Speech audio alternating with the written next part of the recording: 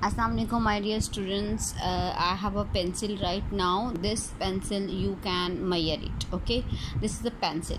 Now I am putting another pencil here. Okay, so which one is long and which one is short? Long means badi, lambi, or short means choti. So students, this one is long and this one is short. Okay, now I'm writing it here. Which one is short?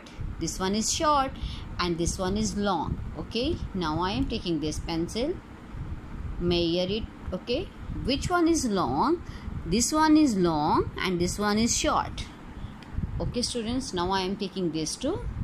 You can take anything. Okay, this one is long and this one is short. Okay, now you all are familiar with the concept of long and short. Now move which key is long and which key is short.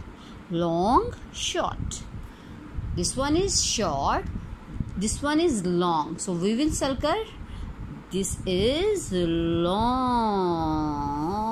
this one is long. Now which scissor is long? Tell it by yourself. And which brush is long? Tell it by yourself. Okay, in this you have to tell me that which objects are short. Okay, short means this is short, chota. Okay, this one is short or this one is short? This one is short. Now this belt is short or this belt is short? Tell it by yourself.